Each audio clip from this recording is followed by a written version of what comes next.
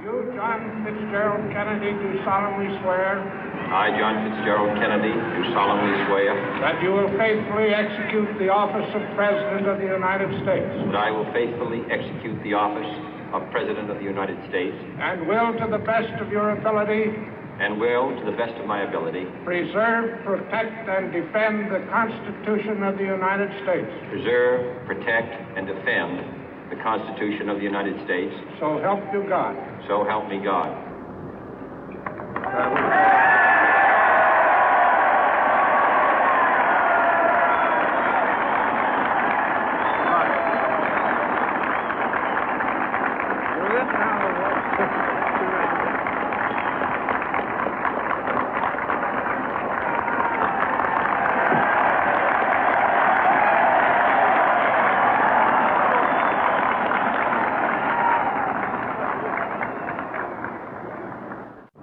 Vice President Johnson, Mr. Speaker, Mr. Chief Justice, President Eisenhower, Vice President Nixon, President Truman, Reverend clergy, fellow citizens.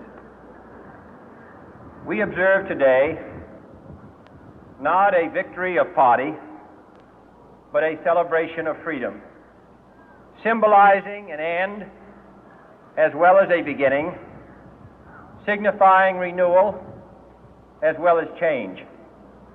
For I have sworn before you and Almighty God the same solemn oath our forebears prescribed nearly a century and 3/4 ago.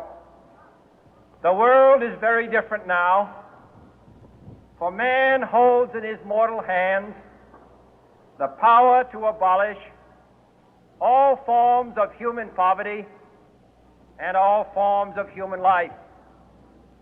And yet the same revolutionary beliefs for which our forebears fought are still at issue around the globe.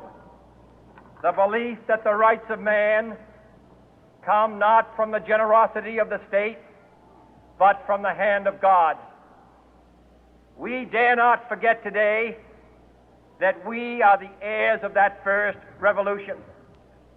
Let the word go forth from this time and place to friend and foe alike that the torch has been passed to a new generation of Americans born in this century, tempered by war, disciplined by a hard and bitter peace, proud of our ancient heritage, and unwilling to witness or permit the slow undoing of those human rights to which this nation has always been committed and to which we are committed today at home and around the world.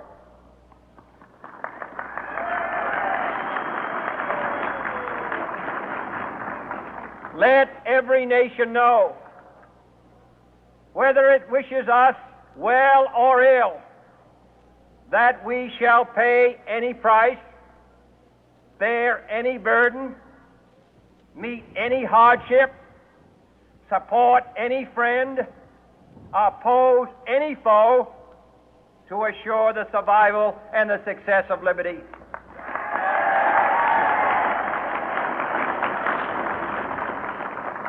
This much we pledge and more. To those old allies whose cultural and spiritual origins we share, we pledge the loyalty of faithful friends.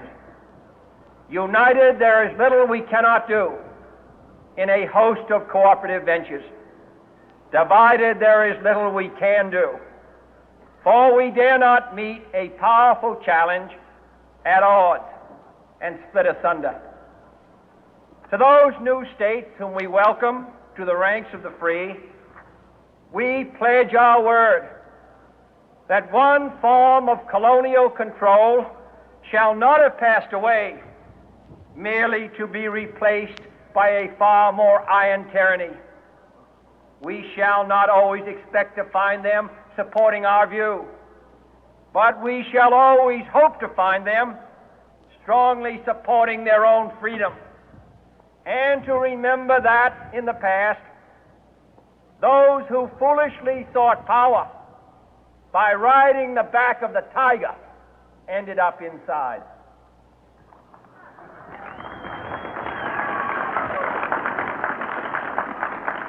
To those people in the huts and villages of half the globe struggling to break the bonds of mass misery, we pledge our best efforts to help them help themselves for whatever period is required, not because the communists may be doing it, not because we seek their votes, but because it is right.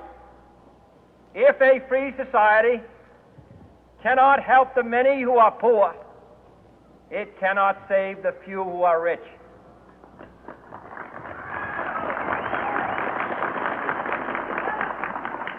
To our sister republics south of our border, we offer a special pledge to convert our good words into good deeds, in a new alliance for progress, to assist free men and free governments in casting off the chains of poverty. But this peaceful revolution of hope cannot become the prey of hostile powers. Let all our neighbors know that we shall join with them to oppose aggression or subversion anywhere in the Americas. And let every other power know that this hemisphere intends to remain the master of its own house.